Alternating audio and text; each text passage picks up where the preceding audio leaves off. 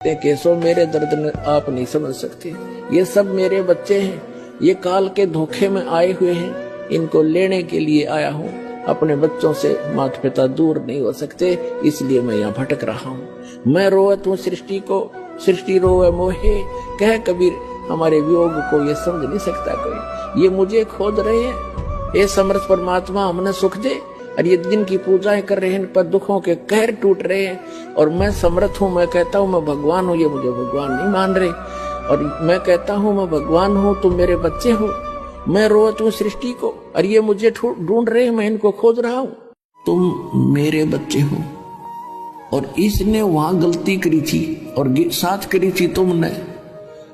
अब आप मुझे बुरे नहीं लगते। जैसे सेब विक्रेता एक सेब बेचनिया सेब रखा टोकरी में, और उसमें 1 2 4 सेब अगर खराब हो जाती है तो उसका कितना दिल दुख है, कितनी कीमती है। लेकिन उन सेबों को, उन ठीक से खराब सेबों को स्वस्थ सेबों में नहीं रख सकता, उसकी मजबूरी है कि वह भी खराब हो जाएंगी। तो तुम खराब सेब होगी थी और तुमको वहां से निकालना मेरी मजबूरी थी ना, तुम औरा न भी बिगाड़ो, इसलिए तुम्हें फेंकना पड़ा कुर्डियों पे। या कुर्डी है, या सड़ रहे हो। और अब भी मुझे, अब वो तो एक उदाहरण है, लेकिन आत्मा और सेब में इतना अंतर है कि तुम्हारे अंदर मलिनता आ गई थी, अब यहाँ भट्ट में तुम जल रहे हो। अब तुम्हें ज्ञान देकर और सच्चाई बताकर मैं फिर आपको वापस ले जाना चाहता हूँ, और ऐसा मंत्र दूंगा तुम फिर से उसी स्थिति में आ जाओगे, ऐसे भक्ति युक्त हो जाओगे। और ये तुम्हें सताकर मुझसे प्रतिशोध ले रहा है। बेटा तुम नहीं समझ सकते ना, ये जीवन है। क्या हाल कर रखा तुम्हारा, कोई जीव सुखी नहीं, सपने में भी चैन नहीं तुम्हारे को। तुम दुखी तो मैं दुखी हूँ बच्चा। जिसके बेटा बेटी दुखी हो, पिता माता कभी सुखी नहीं रह सकती। और तुम इतनी भांग पिए पड़े हो इस काल के नकली सुख की तरह, समझना आती मैं असंख्यों बार आ लिया सामने रख रहे हैं, ये उन सुखों को नहीं दे सकते। और मैं कहता हूं मैं तुम्हारी ये सब दुख दूर कर दूंगा, पर तुम मुझ पर दृढ़ विश्वास करो। मुझे ये भगवान नहीं मानते। मैं रोवत हूँ सृष्टि को, मैं सबको कहता हूँ मैं भगवान हूँ, मैं कबीर परमात्मा है, ये सारी सृष्टि का रचनहार हूँ, मैं जो चाहे सो कर सकता हूँ, पर मेरे पर विश्वास करो, मेरी मर्यादा में रहो, मेरा मर्यादा भंग मत करो। और ये संसार मुझे रो रहा है, मुझे ढूंढ रहा है, और मैं कहता हूं मैं हूं। फिर क्योंकि ज्ञान, इस नकली ज्ञान के आधार पर, असत्य ज्ञान के आधार पर तुम मुझे पहचान नहीं पाते। गरीबदास जी कहते हैं, यानी कबीर साहब कह रहे हैं, गरीबदास जी समझा रहे हैं कि हमारे इस वियोग को हम जो एक दूसरे से विमुख हुए बैठे हैं, अब इसमें कौन समझावे। इसी के लिए एक तीसरे व्यक्ति की गुरु स्पष्ट रूप से वो नहीं बोल पा रहे अपने विधान के अनुसार, काल भगवान को दिए गए वचन के अनुसार, लेकिन पुण्यात्माओं उन्होंने स्पष्ट बोलने में कोई कमी भी नहीं छोड़ी इस छोटे से वीडियो में, 1.5 मिनट के वीडियो में। और परमेश्वर की जो आत्माएं होंगी वो तुरंत पकड़ जाएंगी इस बात को कि सतगुरु रामपाल जी महाराज जी के रूप में हमारे सामने कौन प्रकट है, कौन उपस्थित है। और 8 सितंबर को हम उनका जन्मदिन मनाकर कितनी बड़ी महाभूल अपने जीवन की करने जा रहे हैं। सुनिए परमेश्वर के मुखारविंद से एक एक शब्द को ध्यान से सुनना पुण्यात्माओं, एक एक शब्द को। ये काल का लोक है, और यहाँ क्या हाल है प्राणी का। एक रोटी के लिए सारा जीवन भटका मर जाता है और पूरा नहीं पटता इसका, और उसके साथ साथ फिर 36 टेंशन और ला रखी इसने। तो ये इतना दुखी क्यों कर रहा है आपको? ये इसलिए कर रहा है कि तुम मेरे बच्चे हो, और इसने वहां गलती करी थी और साथ करी थी तुमने। अब आप मुझे बुरे नहीं लगते।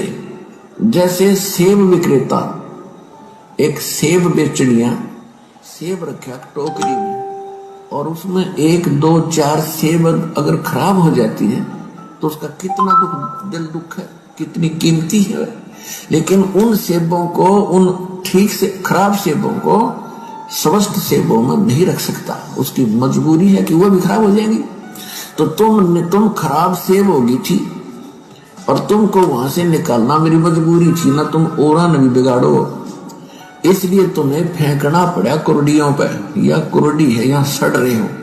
और अब भी मुझे, अब वो तो एक उदाहरण है, लेकिन आत्मा और सेव में इतना अंतर है कि तुम्हारे अंदर मलिनता आ गई थी, अब यहाँ भट्ट में तुम जल रहे हो। अब तुम्हें ज्ञान देकर और सच्चाई बताकर मैं फिर आपको वापस ले जाना चाहता हूं, और ऐसा मंत्र दूंगा तुम फिर से उसी स्थिति में आ जाओगे, ऐसे भक्ति युक्त हो जाओगे।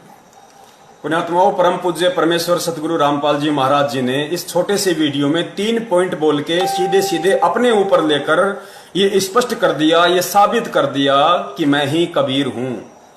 शुरुआत में परमेश्वर ने कहा कि तुम मेरे बच्चे हो, जबकि परमेश्वर तो एक आम भगत की भूमिका भी कर रहे हैं, संत की भूमिका भी कर रहे हैं। कई बार सत्संगों में परमेश्वर कहते हैं कि हम सब काल के लोक में आ गए, हम सब इसके ऊपर आसक्त हो गए, हम सब भ्रमित हो गए। और आज स्पष्ट कर रहे हैं कि तुम मेरे बच्चे हो, अपने तरफ इशारा करके। फिर कहते हैं, फिर दूसरा परमेश्वर ने बताया कि सतलोक से तुम्हें निकालना मेरी मजबूरी हो गई। ये नहीं कह रहे कि कबीर जी की मजबूरी हो गई, स्पष्ट बोल गए परमेश्वर कि तुम्हें काल वहां सतलोक से निकालना, तुम्हारे अंदर मलिनता आ गई थी तो तुम्हें निकालना मेरी मजबूरी हो गई।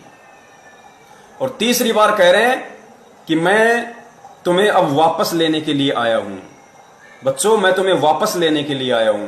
पुण्यात्माओं, और संकेत होते क्या हैं? संकेत यही तो होते हैं। अब इससे ज्यादा गूढ़ संकेत परमेश्वर देंगे तो हम समझ ही नहीं पाएंगे, क्योंकि हमारी बुद्धि वहां तक काम ही नहीं करेगी।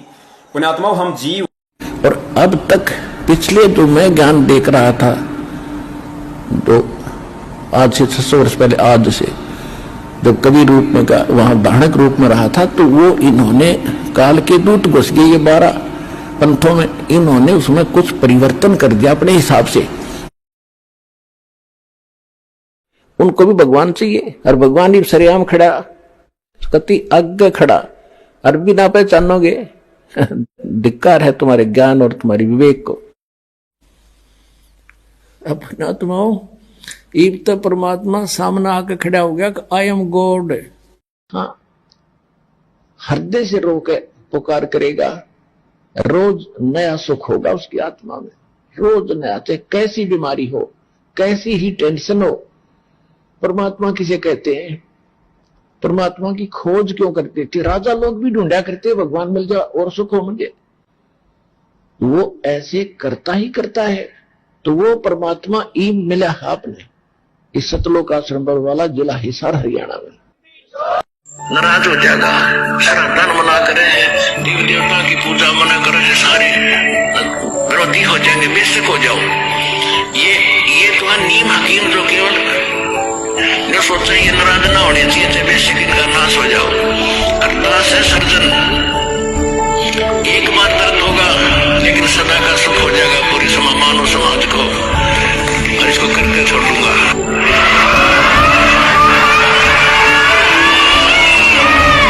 दूसरे अध्याय के 7वें श्लोक में अर्जुन कहता है कि मैं आपकी शरण में हूं, आपका शिष्य हूं, मेरी बुद्धि काम करना बंद कर गई है, जो मेरे हित में हो आप मुझे राय दें। तो श्री कृष्ण जी की शरण में अर्जुन तो पहले ही था।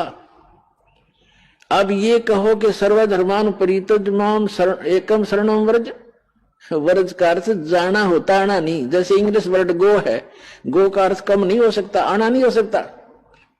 कई सेंटेंस तो उसकी कितनी बनाए जाओ, फलाना व्याकरण बनती है, फलाना बनती है, फलानी धातु बनती है, अटपट मारते हैं, मूर्ख बनाते हैं, इनको ज्ञान नहीं है। तो इसमें कहा कि सर्वधर्मान परित्यज्यमाम, मेरे सतर की सभी धार्मिक पूजाएं छोड़ दे। परित्यज्य कौन कौन सी है? ओम नाम का जाप है, जैसे ओम तत्सत, ये 3 मंत्र का जाप है आपको दिया जाता है जिनको कंप्लीट कोर्स प्राप्त हो गया है। तो ओम जो मंत्र है ये ब्रह्म की साधना है, इसके सतर की धार्मिक कमाई है, हम इसको दे देंगे। पहले हम इसको ब्रह्म लोक में जाकर नष्ट करते थे, देवता बन जाते थे, अपना धन नाश करके फिर गधा बन जाते थे।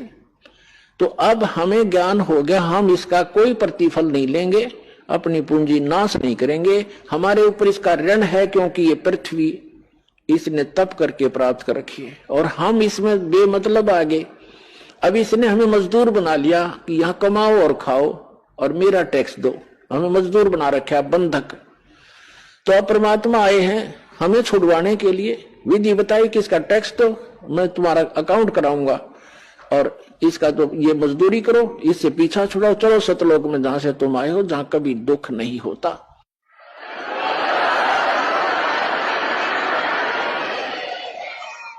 परमात्मा के पाने के लिए पुण्यात्माओं ने कितने कठिन तपस्याएं की और फिर भी व्यर्थ रहे।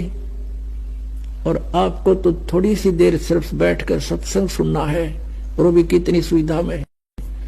तो कितना सौभाग्य आपका कि जिस ज्ञान को और जिस भगवान को हम खोजे से नहीं पा सकते, आज अपने आप सामने आ रहा है भगवान, अपने आप प्रकट हो रहे हैं। आपका अंधेरा हटा ज्ञान का और आपके सामने भगवान समझो। क्योंकि परमात्मा पाने के लिए हमने भक्ति करनी ही पड़ेगी। मनमुखी साधनाएं कर रहे थे तो उनको धीरे धीरे ये ऐसा अभ्यास हो जाएगा। तो ये सोच लो जैसे परमात्मा आए थे, 120 वर्ष बनारस में रहकर चले गए और उसी को पाने की हम ट्राई करें, वो हमारे सामने बैठा।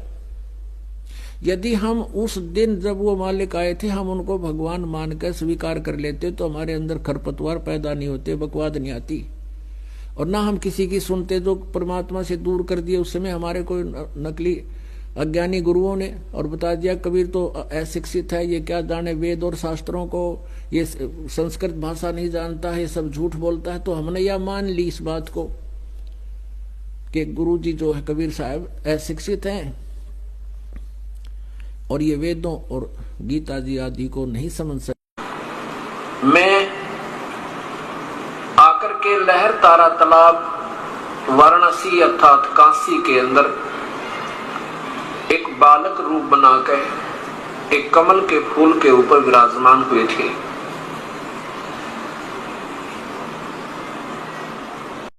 मुझे कोई भी परमात्मा से यानी मेरे से परिचित कोई हंस नहीं पाया, यथार्थ ज्ञान किसी के पास नहीं था। तब मैंने अपनी महिमा आप पे गाई।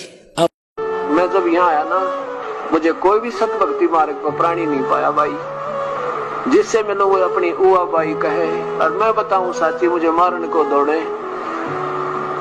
अब ये मेरी आत्मा सारी मेरे अंश है, मेरे बच्चे हैं, चाहे हिंदू है, मुसलमान, सिख या ईसाई कुछ भी बन गए और इस काल ने इनको सबको नाना प्रकार की वाणी बोल के अपने नकली दूत बेच के ये काल के दूत नकली संत और गलत व्याख्या करवा के सबको उड़ा दिया। और उसने ये पता था कि कलयुग में तो कबीर परमेश्वर आवेगा, अपनी प्यारी आत्माओं को सत्य ज्ञान देगा, उससे पहले उसने नकली ज्ञान प्रचार करवा दिया। तो भगवान हमारे लिए भटक रहे हैं, क्या क्या कष्ट उठा रहे हैं और हम फिर भी आंखें नहीं खोल रहे। तो अब जागना पड़ेगा अपने, बहुत समय हो गया इस काल की बुलबुलैया। जब हम यहाँ से जाएंगे तो आपकी यहाँ से मृत्यु होगी तो आपको गुरुजी ही इतना लगाव होना चाहिए गुरुदेव में कि हमने जो कुछ नहीं चाहिए, परमात्मा गुरुजी आज्ञा पाओ मेरे। तो वो फिर ऐसे आप सीधे वहीं पहुंच जाओगे जहां आशा था वासा हुई। तो अब जैसे गुरु और शिष्य का ऐसे लगाव होना चाहिए जो सुई में डोरा रे। तो ऐसे कहा कि फिर शब्द गुरु चित चेला रे।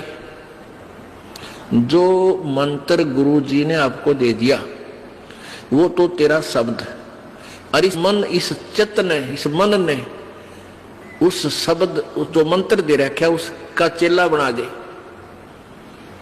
इस मन को उस मंत्र का, इस सुरत शब्द समावे। तेरी सुरती, तेरी मन, तेरी आत्मा उस दिए हुए मंत्र के साथ ऐसे चिपकी रहे, ऐसा ध्यान रखे, इतना उसका सिमरण करे जो सुई में डोरा रही। मैं रह नहीं सकता क्योंकि ये मेरे अंश हैं, आपका दुख देख नहीं सकता। मेरे बस की बात नहीं रही अब, क्योंकि तुमने खुद पैर पे कुआड़ा मार लिया सब इच्छा से आगे। और जब तुम दुखी होते हो फिर भी मैं आता हूं, कोई रूप अन्य बना के, काल भी मुझे पहचान नहीं सकता कि आई एम गॉड। जीव तो पहचानेंगे कैसे कि